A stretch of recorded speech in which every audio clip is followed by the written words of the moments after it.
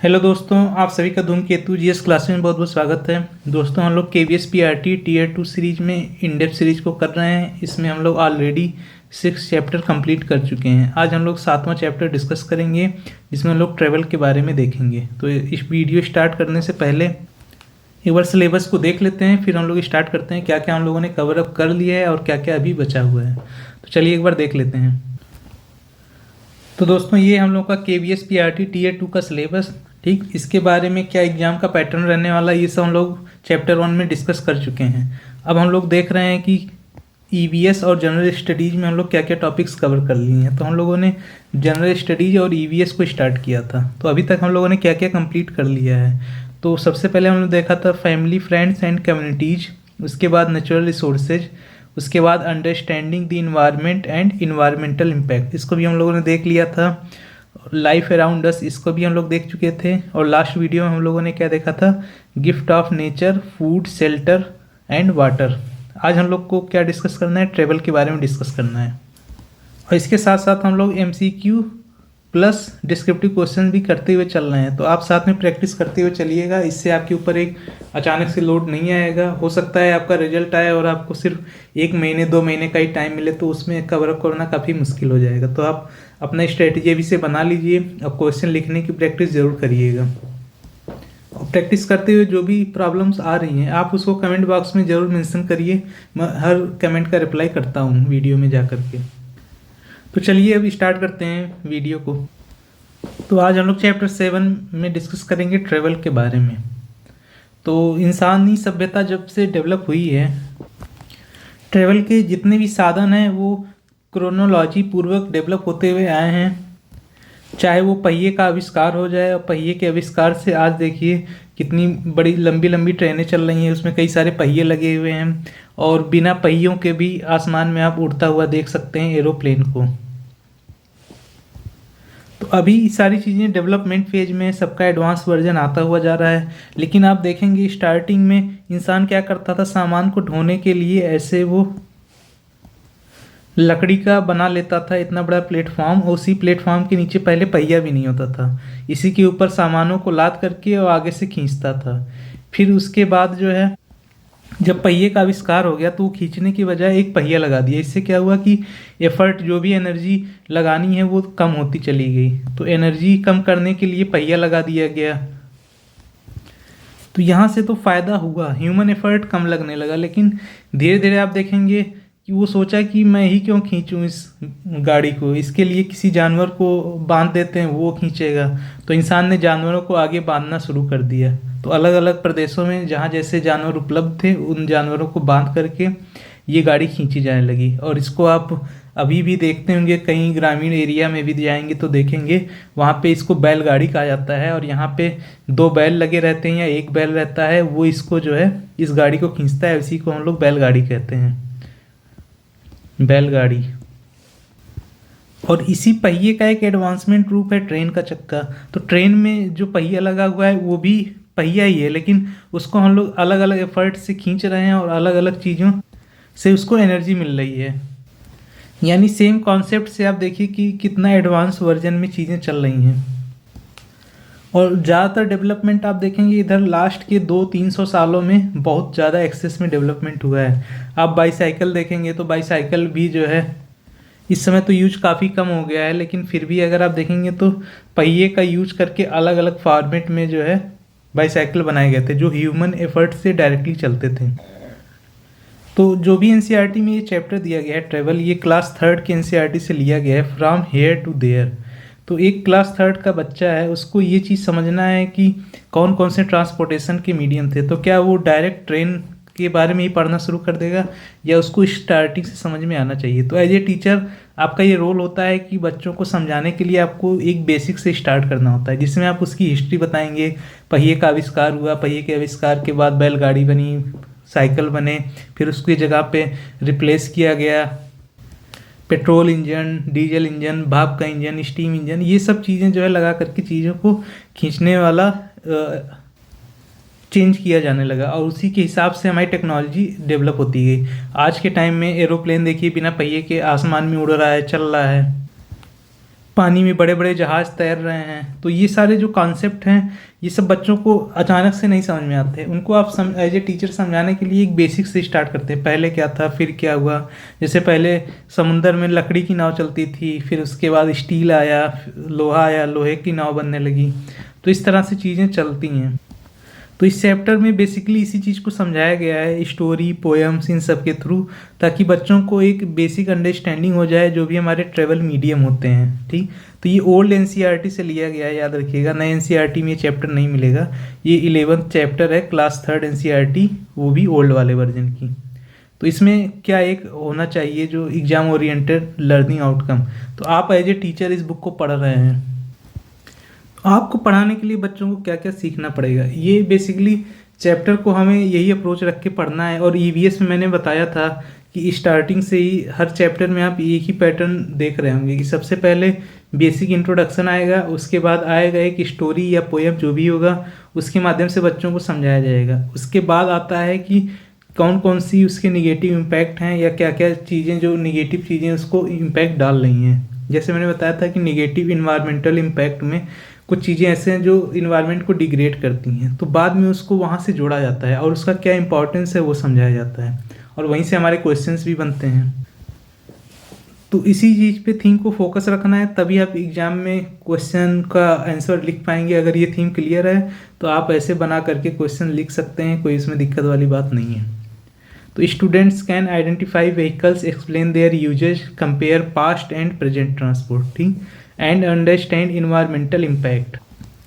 तो यही थीम है और लगभग हर ईवीएस के चैप्टर में आप इसी थीम को देखेंगे। तो छात्र वाहनों की पहचान कर सकते हैं, ठीक, पहचान लेंगे कि कौन सा पानी में चल रहा है, कौन सा हवा में उड़ रहा है और कौन सा ज़मीन पे चल रहा है। उनके उपयोग के बारे में समझेंगे, पुराने और नए परिवहन की तुलना कर सकेंगे। तो ओल्ड टाइम में आप देखते होंगे पहले लोग बारात भी बैलगाड़ी से ही चले जाते थे, और छोटा मोटा डिस्टेंस तो पैदल ही ट्रेवल किया जाता था। उस समय लोगों के पास साइकिल भी नहीं होती थी, तब भी लोग अपने रिलेटिव्स के यहाँ जाते थे। तो उसकी तुलना की जाएगी कि परिवहन जो भी होते हैं हमारे, उसकी तुलना की जाएगी पुराने और नए के बीच में। तब बच्चों को समझ में आएगा कि हमारी टेक्नोलॉजी कितनी आगे पहुंच चुकी है और क्या क्या डिफरेंस आया है, तथा पर्यावरण पर प्रभाव समझ सकते हैं। तो पर्यावरण पे क्या क्या इम्पैक्ट आ रहा है उसको भी देखना है। और फाइनल आउटकम तो यही होना चाहिए हमारे चैप्टर का, क्योंकि हम लोग ईवीएस पढ़ रहे हैं, ठीक। तो आधे लोग ये नहीं समझ पाते ईवीएस पढ़ क्यों रहे हैं। तो ये एक चीज़ दिमाग में क्लियर रखिएगा, ईवीएस पढ़ क्यों रहे हैं। आप जब इंटरव्यू देने जाएंगे तब भी हो सकता है ये सब पॉइंट आपके काम आ जाएं। तो इन्वायरमेंट पढ़ने की ज़रूरत इसीलिए पड़ी क्योंकि वो डिग्रेड हो रहा है धीरे धीरे हमारे खुद के एक्टिविटी से, ह्यूमन एक्टिविटी से सबसे ज़्यादा प्रभावित हो रहा है। तो इस चीज़ को ही डील करने के लिए इन्वायरमेंटल स्टडीज़ को लाया गया। और देखिए आप क्लास 3rd में भी ईवीएस चल रही है। क्यों? क्योंकि जब जीने के लिए आपको शुद्ध हवा नहीं मिलेगी, पीने के लिए साफ पानी नहीं मिलेगा, खाने के लिए स्वच्छ भोजन नहीं मिलेगा, आपकी हैबिट्स नहीं अच्छी रहेंगी, बीमारियां फैलेंगी, आपको हाइजीन का कोई नॉलेज नहीं है, तो कहीं ना कहीं आपके किसी भी पढ़ाई का कोई मतलब नहीं रह जाता। इसीलिए ईवीएस को आज इतना जोर दिया जा रहा है। आप एज ए टीचर इसके महत्व को, बच्चों को आपको डील करना है, और हो सकता है कि आपको पढ़ाने के लिए ये टॉपिक दे दें या पूछ लें कि हाँ ईवीएस को क्यों पढ़ाया जाता है और छोटे बच्चों को इतने ज़्यादा क्यों पढ़ाया जाता है। तो यहाँ से एक बेसिक अंडरस्टैंडिंग डेवलप की जा रही है। ऐसा नहीं उनको सीधे ग्लोबल वार्मिंग पढ़ाया जा रहा है छोटे बच्चों को ही। ग्लोबल वार्मिंग वगैरह के कॉन्सेप्ट आप देखेंगे तो मैक्सिमम आपको लास्ट में मिलेंगे, क्लास 6 से स्टार्ट होते हैं ये सब चीज़ें, लेकिन एक बेसिक इंट्रोडक्शन पहले ही दे दिया जाता है, ठीक। तो इंटरव्यू, रिटर्न, ये सब दिमाग में लेकर चलिए, क्योंकि आपको फाइनल सिलेक्शन अगर लेना है तो आपको हर चीज़ के बारे में सोच के चलना पड़ेगा। आपको हर स्टेप पे अच्छा परफॉर्मेंस देना है, चाहे वो प्री हो, Tier 2 हो या मेंस हो या फिर जो है इंटरव्यू कह लीजिए या वाइवा कह लीजिए। तो हर जगह आपको बेस्ट करना है, तभी आपका सिलेक्शन हो पाएगा। तो चलिए इंट्रोडक्शन में क्या बताया जा रहा है। हम स्कूल जाने, काम करने, रिश्तेदारों से मिलने या छुट्टियाँ मनाने के लिए एक स्थान से दूसरे स्थान पर यात्रा करते हैं। यात्रा के लिए हम दूरी, समय और स्थान के अनुसार अलग अलग वाहनों का उपयोग करते हैं। अब मान लीजिए आपके घर के बगल में एक दुकान है, आपको सामान लेने जाना है, तब तो आप घर के गेट से बाहर निकले और यहाँ चले गए सामान लेने, पैदल ही चले गए। वही मान लीजिए कहीं 1 किलोमीटर दूरी पे है, तो आपने साइकिल उठाई कि मम्मी साइकिल से मैं जा रहा हूँ, सामान लेकर आ रहा हूँ, तो आप साइकिल से गए 1 किलोमीटर और चले आए। पता चला आपको 20-25 किलोमीटर जाना है, आप अपने रिलेटिव के यहाँ जाना चाहते हैं, तो आपको क्या करना पड़ेगा।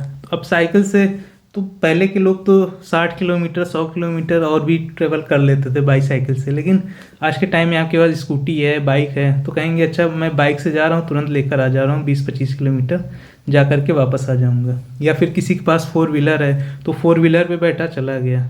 ठीक, तो इस तरह से चीज़ें जो है हमारे परिवहन और ट्रैवल के जो माध्यम होते हैं उन्हीं के बारे में इसमें दिया गया है। ठीक, तो आप स्कूल जा रहे हैं, we travel from one place to another for school, हम स्कूल के लिए एक जगह से दूसरी जगह ट्रेवल करते हैं। वर्क करने के लिए जाते हैं, काम करने के लिए, मीटिंग करने के लिए, रिलेटिव्स एंड हॉलीडेज के लिए जाते हैं।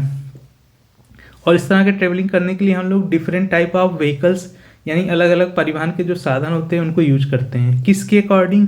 टाइम, यहाँ पे एक मिस्टेक है, सॉरी, यहाँ पे डिस्टेंस होगा, सॉरी, डिस्टेंस, टाइम एंड, यहाँ पे ये एक्स्ट्रा लिख उठा है, ये आई एन नहीं रहेगा, एंड प्लेस। मैं इसको पीडीएफ भेजूंगा तो सही कर दूंगा। डिस्टेंस, टाइम एंड प्लेस, तो किस जगह जाना है, कितना दूर है, कैसे क्या करना है, ये सारी चीज़ें जो है इसी के अकॉर्डिंग हम लोग परिवहन का जो माध्यम है उसको चूज करते हैं, यानी कि ट्रांसपोर्टेशन का क्या मीडियम है उसको हम लोग चूज करते हैं। ठीक, तो एक पोएम दिया हुआ था उसी चैप्टर में, तो पोएम के बारे में ज़्यादा नहीं जानना है, बस आप ये समझ लीजिए द ट्रेन, एक ट्रेन नाम की जो कविता है वो इसी चैप्टर में दी हुई है, और इसमें क्या डिस्क्राइब किया है आपको मेन उसको इन्फर करना है। तो क्या यहाँ से आपको निकल करके आ रहा है इस पोएम से? यह कविता बच्चों के ट्रेन खेल का वर्णन करती है। इसमें बताया गया है कि ट्रेन लोहे की पटरियों पर चलती है और खेतों, पहाड़ों, गांवों, मंदिरों, कुओं और खेतों से होकर के गुजरती है। तो ट्रेन लोहे की पटरियों पर दौड़ती है। ठीक, इस चीज़ को कॉन्सेप्ट आपको पता ही होगा, लोहे की पटरी होती है उसी पे ट्रेन का चक्का चलता है। खेतों, पहाड़ों, गांवों, मंदिरों और कुओं, यहाँ सबसे होकर के ट्रेन गुजरती है, वहाँ से उसका व्यू मिलता है। ये चीज़ इंग्लिश में भी लिखी हुई है। इस पोएम में ये डिस्क्राइब किया गया है कि children are playing a game of a train, तो एक ट्रेन का एक गेम खेल रहे होते हैं। It explains how a train moves on a iron roads. ठीक, आयरन रोड मतलब रेलवे ट्रैक्स पे चलती है। And passes through fields, hills, village, temples, wells and farms. तो ये कविता के बारे में हो गया। यहाँ से रोड्स ऑफ आयरन, लोहे की सड़कें, इसका क्या मतलब होता है? Roads of iron means railway tracks, तो रोड्स ऑफ आयरन का मतलब होता है रेलवे ट्रैक। यहाँ से क्वेश्चन एमसीक्यू आपका बन सकता है, स्टार मार्क कर लीजिएगा कि रोड्स ऑफ आयरन किसे कहते हैं। तो जो रेलवे ट्रैक्स होते हैं उन्हीं को रोड्स ऑफ आयरन कहते हैं। Train can not move anywhere like cars, they move only on fix track. तो ट्रेन ऐसे दाएं बाएं ऐसे अपने हिसाब से नहीं चल सकती है, जो ट्रैक होता है ट्रेन का इसी ट्रैक पे ही ट्रेन को चलना होता है। ठीक, इसी ट्रैक पे ही ट्रेन चलेगी, जबकि कार हमारी जो होती है वो इधर उधर किधर भी जा सकती है। तो यह केवल तय पटरियों पर ही चलती है, जबकि ट्रेन कारों की तरह कहीं भी नहीं चल सकती, यानी कि कारें लगभग मैक्सिमम जगह चल सकती हैं, जहाँ पे भी जगह होगा कार जाने का वहाँ पे तो चल ही सकती है। अच्छा, अब आता है topic different means of transport. तो अगर आप थीम अच्छे से समझें, जो मैंने स्टार्टिंग में 2-3 मिनट में बताया है, अगर आप इसको अच्छे से सुने होंगे तो आप समझ रहे होंगे कि हम लोग किस तरह से सीक्वेंस में चल रहे हैं, और आप इसको खुद भी प्रेडिक्ट कर पा रहे हैं आगे क्या हम लोग पढ़ने वाले हैं। ठीक, तो अब परिवहन के विभिन्न साधन के बारे में जानना होगा। ठीक, तभी तो आप बच्चों को बता पाएंगे। तो लैंड ट्रांसपोर्ट होता है bus, car, bicycle, scooter, train, metro, ये तो सब आपको पता ही होगा। वाटर ट्रांसपोर्ट भी आपको पता होगा, बोट और शिप, जितनी नाव और जहाज़ें होती हैं ये सब वाटर ट्रांसपोर्ट के अंतर्गत आती हैं। जबकि एयर ट्रांसपोर्ट में क्या आता है? एरोप्लेन आता है, हेलीकॉप्टर आता है। तो आई होप यहाँ से तो क्वेश्चन नहीं बनेगा, इतना सिंपल क्वेश्चन नहीं बनेगा। और देखते हैं ट्रेवल एक्सपीरियंस ऑफ चिल्ड्रन, बच्चों की यात्रा का अनुभव। ठीक, तो दिल्ली जैसे बड़े शहरों में मेट्रो ज़मीन के नीचे चलती है, इस बात को फैक्ट अपना लिखते रहिएगा। तो जो भी बड़े सिटी है, चाहे लखनऊ हो, दिल्ली हो, चेन्नई हो, कोलकाता हो, हर जगह जो है मेट्रो बन चुकी है। मैक्सिमम बड़े बड़े सिटीज में मेट्रो बन रही है, वो ज़मीन के नीचे भी चलती है, ज़मीन के ऊपर भी चलती है। ठीक, लेकिन ज़मीन के पैरेलल जल्दी चलते हुए बहुत कम ही टाइम पे देखे होंगे। और हवाई जहाज़ कम समय में लंबी दूरी तय करता है। तो आपको दिल्ली से चेन्नई जाना है तो आप किसके थ्रू जाएंगे? बाई ट्रेन जाएंगे तो आपको तो बहुत टाइम लग जाएगा, लेकिन एरोप्लेन से जाएंगे तो हो सकता है 3-4 घंटे में आप पहुंच जाएं। केरल जैसे जल क्षेत्रों में नाव का उपयोग किया जाता है। केरल में आप देखे होंगे कि जो है बहुत सारे घरों पे जाने का रास्ता भी जो है नाव से मतलब पानी से होकर के जाता है, और नाव से लोग घर घर के पास आते जाते हैं, या थोड़ा सा बाढ़ आ गया इस टाइप का सिचुएशन बन गया तो लोग नाव से आना जाना लोगों का चलता है। गांव और पहाड़ी क्षेत्रों में बैलगाड़ी और खच्चर का उपयोग होता है। ये तो पुराने टाइम में चलता था, आज भी देखिए ये चलता ही चलता है। अब पहाड़ों पे ऐसे स्टीप स्लोप है, स्टीप स्लोप पे तो आप साइकिल चला के चढ़ नहीं सकते, पैदल चलना तो मुश्किल होता है, तो साइकिल कैसे चला पाएंगे। बाइक वगैरह भी चढ़ाना बहुत मुश्किल होता है, तो यहाँ पे क्या किया जाता है कि खच्चर जैसे जानवरों का उपयोग किया जाता है। इन लोगों को सामान लाद करके और धीरे धीरे जो है ऊपर चढ़ाया जाता है। आप घोड़े का यूज बहुत ज़्यादा देखे होंगे, जैसे किसी तीर्थ स्थल पे देखे होंगे कि घोड़े रहते हैं वहाँ, उस पे घोड़े पे बैठ करके लोग वहाँ तक ऊपर जा पाते हैं, क्योंकि सीढ़ी नहीं चढ़ पाते हैं, स्लोप स्टीप स्लोप रहता है, तो वहाँ पे घोड़े पे बैठ के लोग वहाँ दर्शन करने के लिए जाते हैं। तो ये सब एग्जाम्पल आप देखे होंगे अपने जनरल लाइफ में भी। तो metro travels underground in big city like Delhi. तो बड़ी बड़ी सिटी में जहाँ पे बहुत ज़्यादा डेंस पॉपुलेशन है, बहुत ज़्यादा डेंस वहाँ पे घर बने हुए हैं, मार्केट बहुत डेंस है, तो वहाँ पे ऊपर तो तोड़ फोड़ करके साथ में चल नहीं सकती, पटरियाँ बिछाई नहीं जा सकती। मेट्रो क्या होता है, एक सबर्बन ट्रेन ही होता है, छोटा फॉर्म होता है ट्रेन का। तो उसको क्या करते हैं कि जैसे मार्केट है तो मार्केट ऊपर चल रहा है, लेकिन सड़क के नीचे जो है टनल बना दिया गया, टनल या सुरंग आप कह सकते हैं, सुरंग या टनल बना दिया गया, उसी के अंदर जो है मेट्रो चल रही है। आपका ऊपर का भी डिस्टर्बेंस नहीं हो रहा है, नीचे अपना ट्रेन चल रही है। तो इससे क्या होता है कि जितने भी हमारे सेटलमेंट है वो बिना प्रभावित हुए ट्रांसपोर्ट हमारा चलता रहता है, और ट्रैफिक भी नहीं लगता है।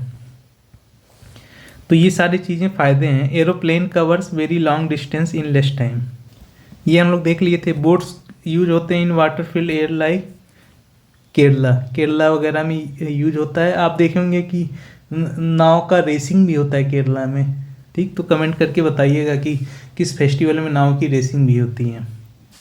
Bull carts and mules are used in village and hilly area. तो ये जितने भी खच्चर और बैलगाड़ी होते हैं ये हिली एरिया और गांव में यूज होते हैं। गांव में अक्सर आप बैलगाड़ी देखेंगे, और खच्चर का मैक्सिमम यूज होता है पहाड़ों पे। खच्चर और घोड़े इन सब का यूज पहाड़ों पे होता है। Vehicles used in different regions, अलग अलग क्षेत्रों के हिसाब से भी व्हीकल अलग अलग होते हैं। अभी भी मैंने एरिया के हिसाब से बताया था। तो क्राइटेरिया क्या हो सकता है, अलग अलग क्षेत्रों में सड़क, पानी और पहाड़ों के कारण अलग अलग वाहनों की आवश्यकता होती है। अब पता चल रहा है कि एक पतला सा जो है सड़क है, इतना पतला है कि बस उस पर साइकिल चल सकती है या आप पैदल चल सकते हैं। तो आप या तो पैदल ही चल लीजिए उस पर, या तो साइकिल से चल लीजिए। अब पता चला आपको 4 व्हीलर ले जाना है, तो वहाँ तो आपका 4 व्हीलर जाएगा नहीं, तो वहाँ पे या तो आप घोड़ा कर लीजिए, खच्चर कर लीजिए, उस पर आप बैठ करके जा सकते हैं। तो ये किस पे डिपेंड कर रहा है, आपके एरिया पे डिपेंड कर रहा है, रीजन पे डिपेंड कर रहा है, वहाँ की ज्योग्राफी पे डिपेंड कर रहा है कि आप कौन सा मीडियम ऑफ ट्रांसपोर्टेशन यूज करते हैं। अब इसमें एग्जाम्पल दिया हुआ है, जैसे हिल्स पे, ठीक, क्या यूज होता है, म्यूल एंड बसेज। तो हिल्स पे बसेज यूज होती हैं। हिल्स पे आप अक्सर देखे होंगे, पहाड़ों पे कभी जाइएगा तो यूं यूं यूं ऐसे चारों तरफ घूमते रहेंगे। आप पता चलेगा कि 10 मिनट चले अभी पहाड़ का ही चक्कर काट रहे हैं, आप डिस्टेंस ज़्यादा कवर किए ही नहीं। अगर एक्चुअल डिस्टेंस देखेंगे तो आप ज़्यादा कवर ही नहीं किए हैं, उसी पे घूमते रहेंगे। तो कभी पहाड़ों पे जाइएगा, जब सिलेक्शन हो जाएगा एग्जाम के बाद तो जाइएगा, और इस चीज़ को आप खुद एक्सपीरियंस करेंगे।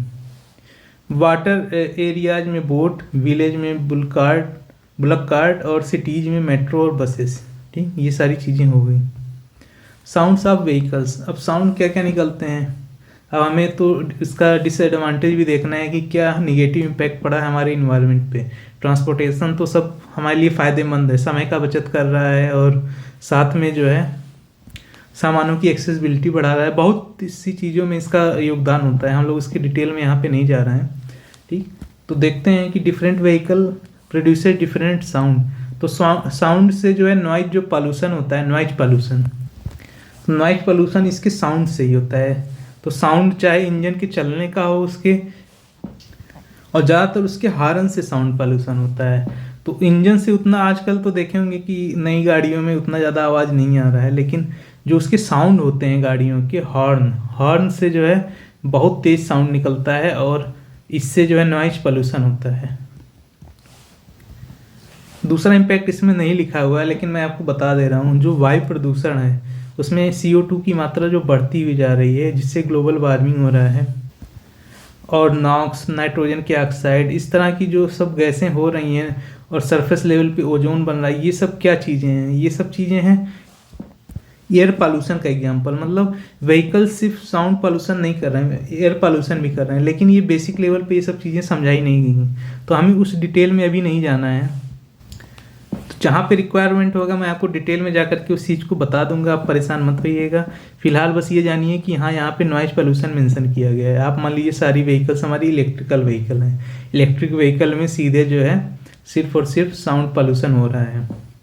तो अलग अलग साउंड अलग अलग व्हीकल के कैसे कैसे हैं, जैसे कि छक छक छक, जब ट्रेन चलती है तो इस तरह का आवाज़ आता है, ठीक। ट्रिंग ट्रिंग, बाईसाइकिल में आप देखे होंगे पहले एक घंटी लगी होती थी ऐसे हैंडल के पास में, ये आपका हैंडल है, ठीक, ये आपका हैंडल है, यहाँ पे घंटी लगी होती थी, तो अंगूठे से आप बजाते थे इसको तो ट्रिंग ट्रिंग की आवाज़ आती थी, तो वो बाईसाइकिल की आवाज़ हो गई।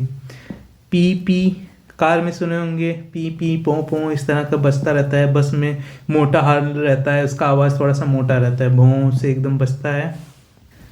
तो इस तरह से हॉर्न अलग अलग उसके अलग अलग होते हैं। अब ट्रेन में तो हॉर्न का तो बहुत तेज़ आवाज़ आता है, लेकिन ये जो इंजन की आवाज़ इसमें लिखी गई है चक चक वाली, और ट्रिंग ट्रिंग वाली, तो इसमें घंटी की आवाज़ दी हुई है। बाकी ये सब हॉर्न की आवाज़ दी हुई है, चाहे कार हो चाहे बस हो। तो यहाँ से भी क्वेश्चन बनने के चांस बहुत कम है। हाँ, नॉइज पॉल्यूशन से क्वेश्चन बन सकता है, इंपॉर्टेंट है। When many vehicles move together they create loud noise, too much noise is harmful to our health. तो एक लिमिट दी गई है WHO के द्वारा, अगर उससे ज़्यादा नॉइज की लिमिट रहती है आपके घर के आसपास या सड़क पे, तो अगर आप लॉन्ग टाइम तक एक्सपोजर करते हैं या वहाँ पे बहुत ज़्यादा समय तक रहते हैं, तो आपको एक मतलब निगेटिव इम्पैक्ट आपके मेंटल हेल्थ पे पड़ता है। तो नॉइज पोल्यूशन से मेनली हमारा मेंटल हेल्थ प्रभावित होता है, और उसी से ही जो है हमें और समस्याएं उत्पन्न हो सकती हैं। हार्ट से रिलेटेड प्रॉब्लम्स हो सकती हैं, या फिर जो है ब्लड प्रेशर से रिलेटेड प्रॉब्लम्स हो सकती हैं। तो जब कई वाहन एक साथ चलते हैं तो बहुत शोर होता है, ठीक। ओवरटेकिंग के लिए लोग हॉर्न बजाते हैं, ठीक, या फिर कहीं ट्रैफिक लाइट जल गई पता चला, तो वहाँ पे एकदम देखते होंगे कितना तेज़ी से जो है बहुत ज़्यादा शोर वहाँ पे अचानक से होता है। या कभी अगर आप किसी घर के मोड़ पे देखे होंगे, तो घर के मोड़ के पास लोग हॉर्न बजाते ही बजाते हैं। मान लीजिए यहाँ मोड़ पे जाना है, तो यहाँ कोई गाड़ी जा रही है, तो यहाँ पे बताने के लिए कि हाँ मैं आ रहा हूँ, तो लोग हॉर्न का यूज करते हैं। अब पता चला आपका घर यहीं पे ही है, इसी कॉर्नर पे है, तो आपको सुबह शाम हॉर्न सुनाई देगा, हमेशा हॉर्न सुनाई देगा। तो इससे लॉन्ग टर्म में आपके लिए प्रॉब्लम है ये चीज़ें। तो इसी चीज़ को नॉइज पॉल्यूशन कहते हैं। क्या इफेक्ट पड़ता है वो भी मैंने समझा दिया है। व्हीकल व्हील्स एंड एनर्जी, तो व्हील और एनर्जी की बेसिस पे व्हीकल्स को कैसे क्लासीफाई किया गया है इस बारे में भी देख लेते हैं। जैसे 2 पहिया वाले वाहन कौन से हो गए, बाईसाइकिल और मोटरसाइकिल हो गए। 3 व्हीलर्स कौन से होते हैं, ऑटो रिक्शा, तो ऑटो रिक्शा आप देखे होंगे, और ई रिक्शा भी आप देखे होंगे, 3 चक्के वाला। पहले रिक्शा चलता था, फिर ई रिक्शा आया, और साथ में ऑटो भी 3 पहिए वाला होता है। 4 व्हीलर में हमारे कार्स और जीप्स, ये सारी चीज़ें 4 व्हीलर में आती हैं। मोर देन 4 व्हीलर में क्या आता है, बस आता है, ट्रेन आता है, ट्रक आता है, ठीक। ट्रक में भी देखे होंगे मल्टीपल व्हील्स लगे होते हैं, 16 चक्का, 20 चक्का, इस तरह का, ठीक। रन बाई, अब जो एनर्जी है उसके हिसाब से कैसे क्लास है, जैसे फ्यूल से अगर कैटेगराइज करेंगे, देखेंगे किस किस फ्यूल से क्या क्या चलता है। तो जैसे फ्यूल में पेट्रोल आता है, डीजल आता है, गैस आता है। सीएनजी का नाम भी सुने होंगे। सीएनजी का पूरा नाम क्या होता है, कंप्रेस्ड नेचुरल गैस। और नेचुरल गैस में कौन सी गैस सबसे अधिक मात्रा में होती है, याद रखिएगा, ये बहुत इंपॉर्टेंट क्वेश्चन है। नेचुरल गैस में मीथेन की मात्रा सबसे ज़्यादा होती है, ये बहुत ही इंपॉर्टेंट क्वेश्चन है, इसको याद रखिएगा। इलेक्ट्रिसिटी, मेट्रो, इलेक्ट्रिक ट्रेन, ये सब इलेक्ट्रिसिटी से आजकल देख रहे होंगे, ट्रेनें भी चलने लगी हैं, मेट्रो इलेक्ट्रिसिटी से ही चलती हैं। एनिमल्स, तो बुलक कार्ट जो बैलगाड़ी होती है वो एनिमल्स से चलती है। ह्यूमन पावर से क्या चलता है, बाईसाइकिल चलता है, ठीक। तो ये सारी चीज़ें हैं। फ्यूल में पेट्रोल, डीजल, गैस हो गया, इससे कार चलती है, एरोप्लेन उड़ता है, और भी चीज़ें हैं हमारी चलती हैं, बाइक वगैरह हो गई। तो ये सब चीज़ें हम लोग डिस्कस कर चुके हैं। अब देखते हैं कि ट्रांसपोर्ट पास्ट एंड प्रेजेंट। तो मैंने पास्ट के बारे में आपको समझाया था। पहले क्या था, मनुष्य अपने शिकार को अपने सर पे, कंधे पे लाद के लेकर जाता था, ठीक। अपने सर और कंधे पे, यहाँ सर पे रख लिया और जा रहा है।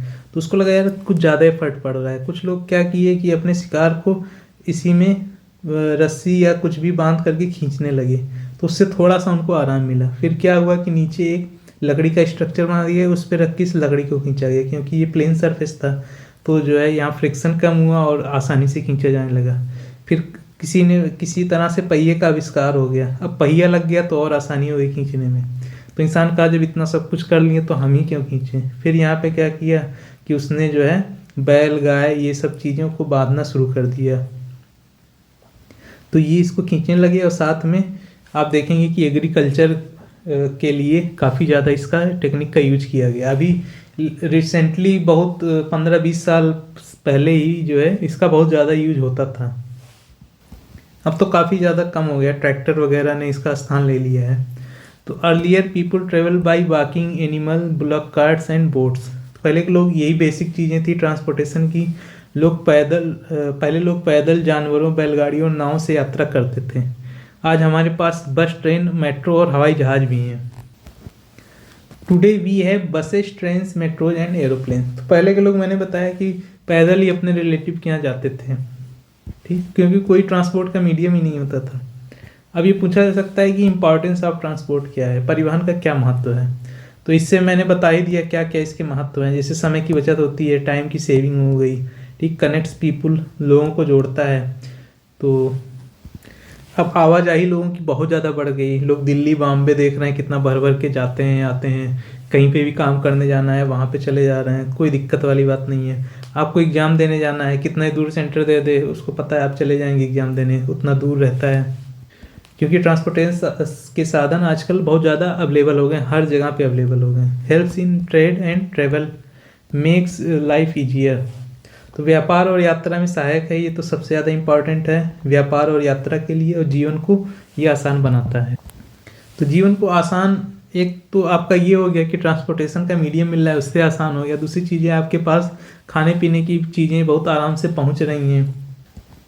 साथ में आपको हॉस्पिटल जाना है तो हॉस्पिटल आप जो है 10 मिनट में, 10 किलोमीटर है तो 20-25 मिनट में पहुंच जा रहे हैं हॉस्पिटल में एम्बुलेंस करके। तो इससे मोड ऑफ ट्रांसपोर्टेशन के डेवलप होने से यही सारे फ़ायदे हैं, इससे जीवन आसान हो गया है हमारा। तो ये सारी हमारी थ्योरीज थी। अब इससे रिलेटेड हम लोग क्वेश्चंस भी कर लेते हैं, और क्वेश्चन का आंसर हम लोग यहीं पे डिस्कस करते हुए चलेंगे, और साथ में जो है डिस्क्रिप्टिव क्वेश्चंस भी डिस्कस करेंगे। तो आइए देखते हैं कुछ क्वेश्चंस को। पहला क्वेश्चन क्या है, which vehicles run on iron tracks. तो कौन से वाहन पटरियों पर चलता है। तो इसका करेक्ट आंसर क्या होगा, इसका करेक्ट आंसर होगा ऑप्शन सी, ट्रेन चलता है, ठीक। साथ में इसके याद रखिएगा मेट्रो भी ट्रेन की पटरियों पे ही चलता है, तो उसका भी एक फिक्स ट्रैक होता है, उसी पे वो चलता है। वो एक छोटा फॉर्म है किसका, ट्रेन का। नेक्स्ट क्वेश्चन है, which transport is use to travel in water. तो पानी के अंदर परिवहन के लिए किस परिवहन का उपयोग किया जाता है। तो इसका करेक्ट आंसर होगा ऑप्शन सी, बोट का यूज किया जाता है। ये तो बहुत बेसिक क्वेश्चन हो गया। नेक्स्ट क्वेश्चन देखते हैं, which vehicle moves underground in big cities. तो ये क्वेश्चन हो सकता है आ जाए। तो बिग सिटीज में अंडरग्राउंड मेट्रो ही चलती है, तो ऑप्शन बी इसका करेक्ट हो जाएगा। अगला क्वेश्चन देखते हैं, which vehicle is mostly used in villages. तो गांव में अधिकतर कौन से यूज होते हैं। तो अभी भी मैंने बताया बैलगाड़ी अभी भी गांव में यूज होता है, तो ऑप्शन सी इसका करेक्ट हो जाएगा। अगला क्वेश्चन देखते हैं, which of the following is an air transport. तो एयर ट्रांसपोर्ट तो एरोप्लेन ही होगा, इसके साथ साथ एक था हेलीकॉप्टर, तो ये भी याद रखिएगा, ये भी एग्जाम में पूछा जा सकता है। अगला क्वेश्चन देखते हैं, which vehicle makes the sound चक चक, छुक छुक। तो छुक छुक की आवाज़ कौन निकालती है, ट्रेन निकालती है, ठीक। चक चक या छुक छुक दोनों सही है, आपका ऑप्शन भी यहाँ पे करेक्ट हो जाएगा। अगला क्वेश्चन देखते हैं, which vehicle run with human power. तो ह्यूमन पावर से क्या क्या चीज़ें चलती हैं, साइकिल चलता है, पैदल जो हम लोग चलते हैं वो भी ह्यूमन पावर ही है एक तरह से, तो उसको इग्नोर मत करिएगा, ऑप्शन बी यहाँ पे करेक्ट हो जाएगा, बाईसाइकिल। अगला क्वेश्चन देखते हैं, विच transport saves maximum time for long distances. Long distance के लिए हमने देखा था एरोप्लेन का यूज होता है, इससे टाइम की सेविंग होती है। अगला question, what causes noise pollution. Noise pollution क्या काज करता है, मैनी व्हीकल्स और उनके जो हॉर्न बजते हैं और इंजन से जो आवाज़ आती है वही जो है क्या क्रिएट करते हैं, नॉइज पोल्यूशन क्रिएट करते हैं। Which vehicle has more than 4 wheels, तो किसमें 4 चक्कों से ज़्यादा चक्के होते हैं, तो इसका करेक्ट आंसर होगा ऑप्शन सी बस। ट्रक्स में भी आप देखे होंगे कि मोर देन 4 व्हील्स होता है, तो ऑप्शन सी इसका करेक्ट हो जाएगा। अब चलिए डिस्क्रिप्टिव क्वेश्चंस भी देख लेते हैं।